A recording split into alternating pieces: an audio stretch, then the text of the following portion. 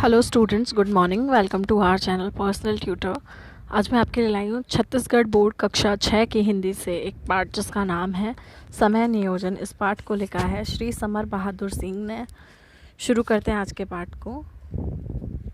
हम अक्सर शिकायत किया करते हैं समय के अभाव की, समय न मिलने की, पत्र का उत्तर न दे सका, समयाभाव के कारण कसरत नहीं कर सका, समय न मिलने के कारण। किंतु यदि हम सही ढंग से आत्मविश्लेषण करें तो हम पाएंगे कि हमारी ये शिकायतें अक्सर गलत होती हैं। हम अपने आप को समझ नहीं पाते और तभी ऐसी शिकायतें करते हैं। यह हमारा आलस्य है जो सदैव समय के अभाव की दुहाई दिया करता है। वस्तुतः कोई भी ऐसा व्यक्ति नहीं है जो व्यस्तताओं के बीच भी उन कामों को ना कर सके जिसे वह करने पर उतारू है, जिसे करना वह अनिवार्य मानता है। नेहरू जी कितना व्यस्त रहते थे। भारत के प्रधानमंत्री के नाते उन पर कितना दायित्व था। कुछ दिन पहले उनके साथ काम करने वाले एक सज्जन से बात करने का सौभाग्य मिला। वे बताने लगे कि नेहरू जी के पास रोज़ इतनी सारी फाइलें जाती थी, किंतु दूसरे दिन वे उन सभी को निपटाकर वापस भेज देते थे। जहाँ तक बस चलता एक दिन भी न देर न करते। जरा सोचिए उनकी व्यस्तता को, जो दिन भर न जाने कितने आदमियों से मुलाकात करते थे, कितनी गंभीर समस्याओं पर सहकर्मियों के से विचार विमर्श किया करते थे, कितनी सभा सोसाइटियों में जाते थे। फिर भी वे अपने व्यस्त जीवन में कुछ न कुछ समय निकालकर अपने दैनिक व्यायाम और मनोरंजन के लिए भी निकाल लेते थे।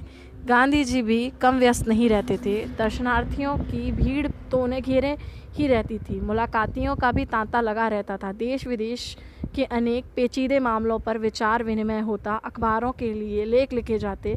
किंतु फिर भी न तो गांधी जी की प्रार्थना सभा के समय में हेरफेर होता, न उनके प्रातः भ्रमण में भी बाधा आती थी।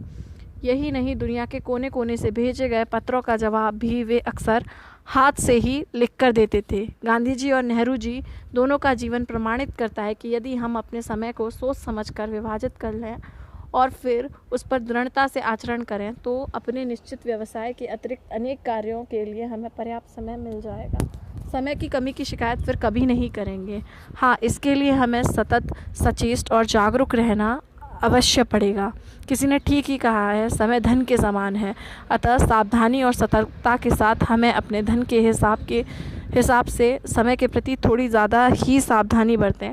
कारण धन तो आता जाता है, किंतु गया समय फिर वापस नहीं आता। समय का बजट बनाना जिसने सीख लिया उसने जीने की कला सीख ली, सुख और समृद्धि के भंडार की कुंजी प्राप्त कर ली।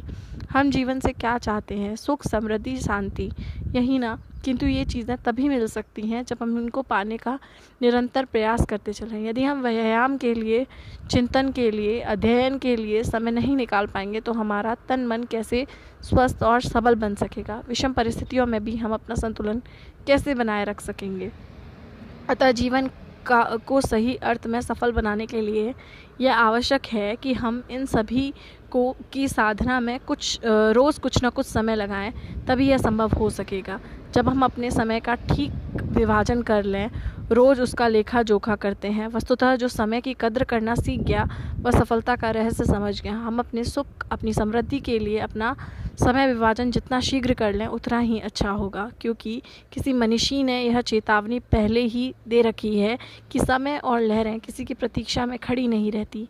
वयस्कों की अपेक्षा विद्यार्थियों के लिए समय पालन का कई कारणों से अधिक महत्व है।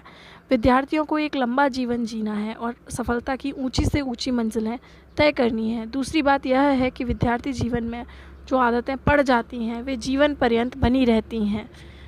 विद्यालय में छात्रों को समय तालिका दी जाती है, यानी कि उन्हें टाइम टेबल दिया जाता है, लेकिन वह केवल 5-6 घंटों के लिए होती है। 18 से 19 घंटे छात्रों के स्वयं विवेकपूर्ण उपयोग के लिए रहते हैं। यदि वे इस समय का सही उपयोग करें तो न केवल परीक्षा में अच्छे अंकों से उत्तीर्ण होंगे, बल्कि सामाजिक, साहित्यिक, सांस्कृतिक कार्यक्रमों तथा खेल कूद, व्यायाम आदि के लिए भी पर्याप्त समय निकाल सकेंगे।